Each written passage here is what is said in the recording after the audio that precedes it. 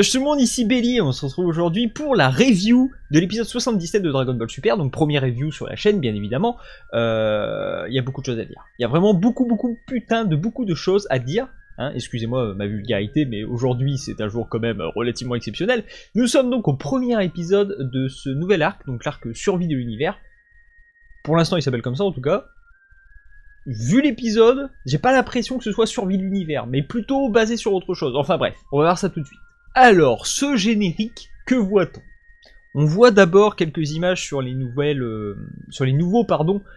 dieux de la destruction. On voit les anges, on voit quelques Kaioshin, on voit l'équipe numéro 10, donc avec des personnages qui sont un petit peu quand même bizarres, hein, voilà, on peut le dire qu'ils sont plutôt bizarres. Mais on voit surtout l'ennemi de Goku. Et oui, le grand ennemi de Goku. Et le problème, c'est qu'en fait, c'est le générique. C'est le premier épisode. Et on voit le grand ennemi de Goku.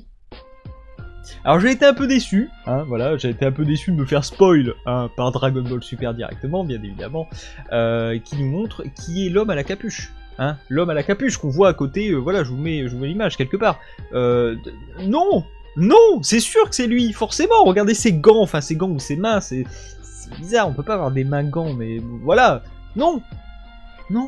Bon, ensuite, j'ai pas trop envie de vous parler du générique dans son ensemble. C'est-à-dire que la musique, je suis déçu. Hein. Je suis clairement déçu. Pourquoi? Parce que, bon, on m'avait vendu le chanteur, l'interprète, qui a fait quand même Dragon Soul, hein, donc de Dragon Ball Kai, qui était un générique, voilà, genre c'est méga punchy. Et là,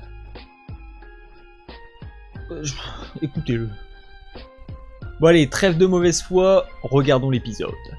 Alors dans l'épisode, qu'avons-nous hein? On commence avec Zeno, voilà, donc Zeno tranquillement, et Zeno, hein, donc Zeno, voilà, vous connaissez quoi, qui sont en train de jouer à un jeu, ou pas, hein, une sorte de jeu, voilà, sur lequel ils sont à égalité. En même temps, c'est un peu normal, je veux dire, mec, t'es en train de te battre contre toi-même, je veux dire, moi si je me bats aux échecs contre moi-même, je gagne et je perds, donc je suis à égalité, c'est normal, putain. Enfin bref, ce jeu qui n'en est pas un, puisqu'on voit très bien les planètes, hein, voilà, qu'ils détruisent dans leur jeu, ils se détruisent en vrai.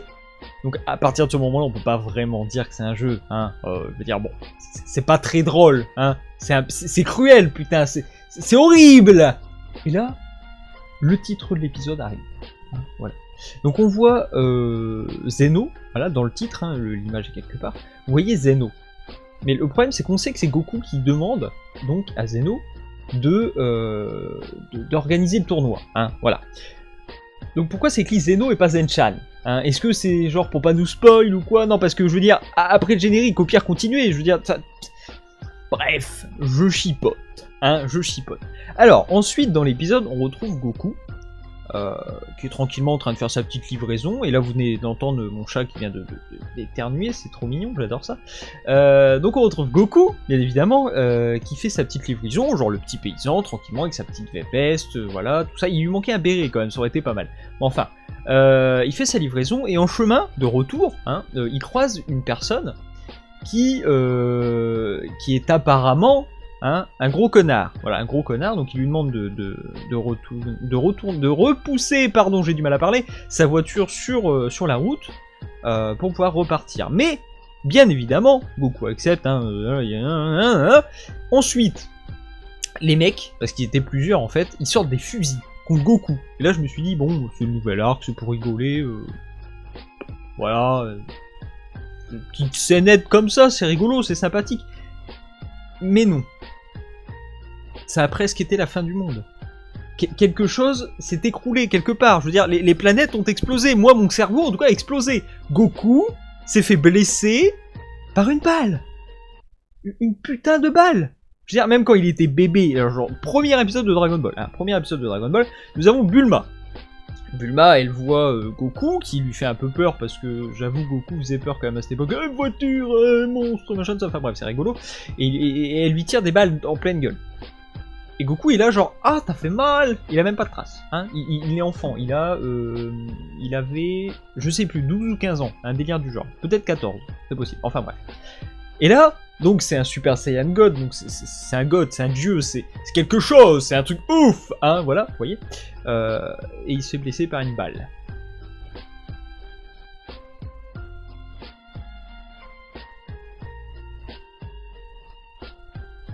Enfin bref, tant pis, hein, nous avons un Goku un petit peu faiblard, ça arrive, voilà, c'est comme ça, c'est tout, on ne peut rien y faire. Mais il choisit la bonne solution. Il appelle Whis pour pouvoir s'entraîner et redevenir ce qu'il est, quoi, Goku, genre, il y a la puissance, hein, et puis il y a Goku, hein, c'est tout simplement, c'est comme ça. Donc, Whis lui dit, en échange, voilà, tu dois me ramener de la nourriture, enfin comme d'habitude, ça c'est la blague récurrente, excusez-moi, qui devient petit à petit un petit peu redondante et un petit peu relou, je trouve, mais en soi c'est Dragon Ball, la nourriture c'est... Voilà, c'est... Du coup, Goku se hâte, hein, voilà. Il va chercher de la bonne nourriture pour Whis et pour Beerus. En chemin, il trouve Goten, voilà, Goten part avec lui, tout ça, machin, et on voit cette scène.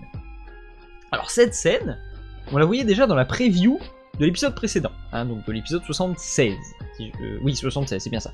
Et moi je me suis dit, oula, qu'est-ce qui se passe? Ils sont dans une bijouterie, il y a Goten qui fouine, genre et Goku qui est un peu con derrière, genre je sais pas quoi faire, machin, tout ça. Je me suis dit, OMG, peut-être qu'ils sont en train d'acheter un cadeau, voilà, pour Bulma qui est enceinte. Voilà, ce qui est relativement normal. Bulma est enceinte, c'est ton ami depuis que t'étais un gamin, tu lui offres un petit cadeau, hein, ok, normal, bon. En fait, non. J'ai été un petit peu déçu. J'espérais un petit gag autour de ça, peut-être.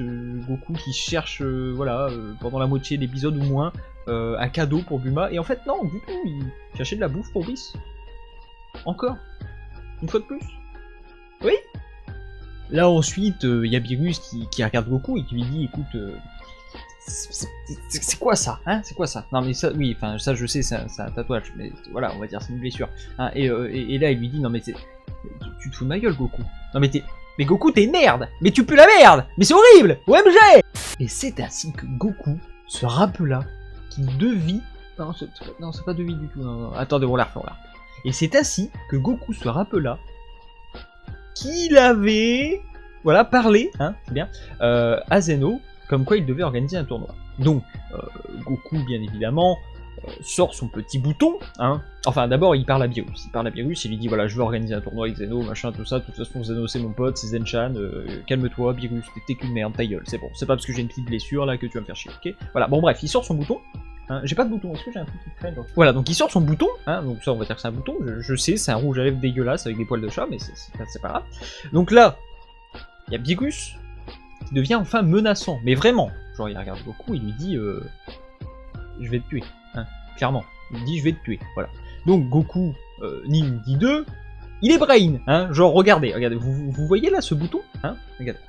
Hop. Il est où le bouton? Allez, j'appuie dessus, et voilà. Et c'est ainsi que Goku se fit transporter au palais de Zen O, avec un putain de brain quand même. Non mais je veux dire, Beerus et Whis, hein, non vous pouvez pas vous faire brain comme ça, non, puis Goku, non mais Goku, tu peux pas leur faire ça, c'est... Non, hein, non, c'est tout. Du coup, Goku arrive au palais de Zeno, il dit salut Zenchan, t'es mon poteau, qu'est-ce que tu fais, tout ça, et là Zeno il fait ouais c'est moi, et c'est moi, et non, ça va mauvaise main, enfin bref, c'est, voilà, petite blague, c'est rigolo, drôle, on est content. Puis, une planète explose encore, puis plusieurs planètes, et vous venez d'entendre un bruit, je ne sais pas du tout d'où il sort, c'était what the fuck, mais pourquoi pas. Et là donc oui, plusieurs planètes explosent, hein, tout simplement parce que il y a des petites planètes, oh on les fait tomber, oh c'est rigolo, il y a des gens qui meurent, oh j'adore quand les gens ils meurent, c'est trop rigolo, oh, qu'est-ce que je hais les dieux, ah non mais vraiment, c'est vraiment tous des gros connards, hein, clairement, tout ce qu'il y a au-dessus, là-haut, chez nous, hein, voilà, nous on les connaît pas, hein, mais dans Dragon Ball c'est tous des gros connards, hein, clairement, ils n'en ont absolument rien à foutre, hein. Tant qu'ils bouffent, tant qu'ils s'amusent, ils sont contents, hein. Voilà, donc ensuite, il ne se passe pas ce que je vais vous dire, mais j'ai fait exprès de ne pas vous dire avant, parce que, voilà, on va en parler quand même un peu plus longuement. Donc Goku, avant d'aller voir Whis, enfin, avant d'aller voir Beerus, pardon, a été voir Vegeta. Vegeta, donc, voilà, le roi Vegeta, enfin, le prince Vegeta, genre... Vegeta, hein, voilà.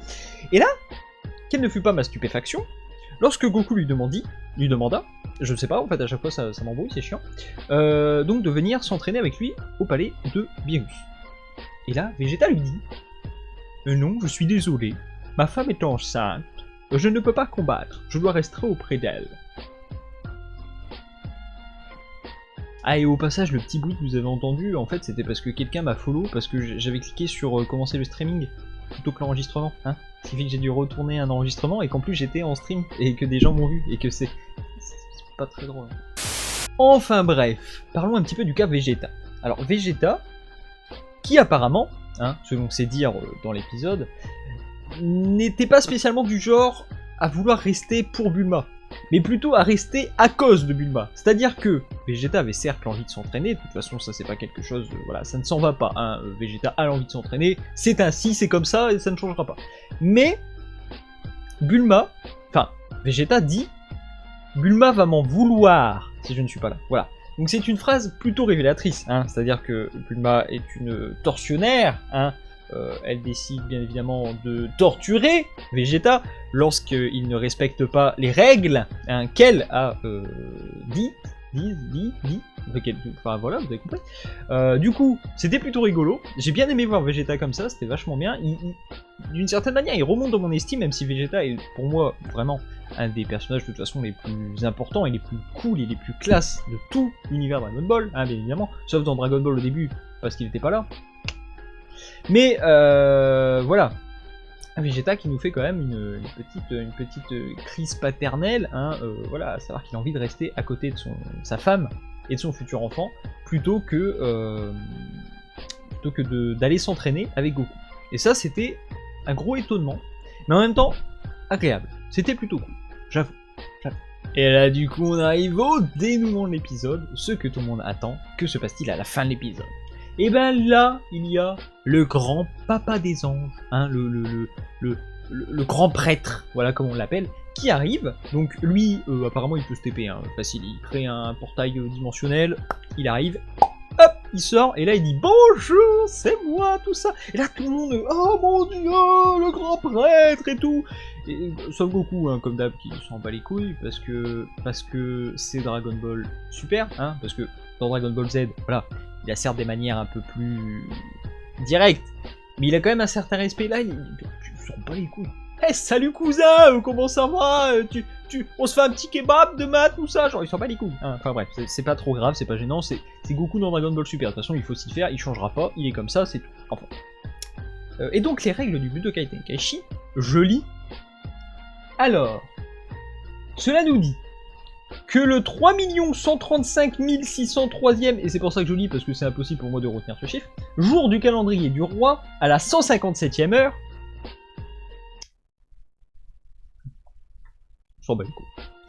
10 guerriers choisis dans chaque univers participeront au tournoi du pouvoir. Voilà. Donc ce n'est pas le tournoi de survie de l'univers, ce n'est pas le tournoi de qui va perdre sa vie ou tout ça, c'est le tournoi du pouvoir. Et là en fait ça me laisse à penser que peut-être l'arc survie de l'univers ne serait pas l'arc survie de l'univers. Parce qu'en fait, voilà, ils ont sorti, donc je veux dire Akira Toriyama, son assistant, enfin son co-mangaka, je sais pas trop comment on dit ça dans ce milieu-là, ainsi que les réalisateurs de l'anime, nous ont sorti très tôt le titre de l'arc.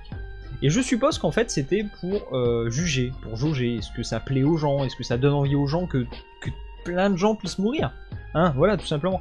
Et j'ai l'impression que peut-être ils sont revenus un petit peu sur leurs pas et ils se sont dit ok, on va essayer d'appeler le tournoi autrement, et on va pas faire mourir tout le monde en fait. Il va y avoir un enjeu, ça c'est sûr, ce sera pas juste un petit tournoi comme ça, surtout que ça sera peut-être la fin de Dragon Ball Super, donc si c'est juste un petit tournoi tout pourri, ça fait chier quand même, hein, légèrement, ça fait chier, mais bon, voilà. Et donc voilà, c'est une supposition, hein. Ça ne veut rien dire, je ne détiens pas la vérité absolue, quoique parfois je sais tout, hein, mais ça, c'est différent. C'est différent. Et du coup, bah voilà, hein, c'est tout. C'est tout ce qu'il y avait à dire sur cet épisode. Du coup, l'épisode étant fini, Ne quittez pas la vidéo s'il vous plaît, on sort un petit peu du contexte de l'épisode, j'aimerais vous parler juste 2 petites minutes, même pas. Hein, voilà. Donc c'était ma première revue d'épisode, j'avais jamais fait ça de ma vie, hein, voilà, j'ai souvent apparu en cam, parce que voilà, j'ai fait beaucoup de live, j'ai fait beaucoup de vidéos, ça fait depuis que j'ai l'âge de 17 ans et j'en ai 25 que je fais des vidéos en facecam. Avant c'était sur Watt TV, après je suis passé sur une chaîne YouTube, puis une autre, machin, tout ça, enfin bref, c'est plutôt rigolo. Mais dites-moi ce que vous en avez pensé, est-ce que c'était assez rythmé, est-ce que c'était trop rythmé, est-ce que... Enfin dites-moi ce que vous en pensez dans les commentaires, ça me fera super plaisir, et ça serait vraiment super trop cool. Hein. Ensuite, le petit pouce bleu, l'abonnement, hein, voilà, je sais pas où ça s'apparaît maintenant, parce que c'est vraiment trop le bordel, enfin bref, voilà. Et voilà, tout simplement, hein, dites-moi ce que vous en pensez. Et sur ce, je vous dis à bientôt pour une prochaine vidéo.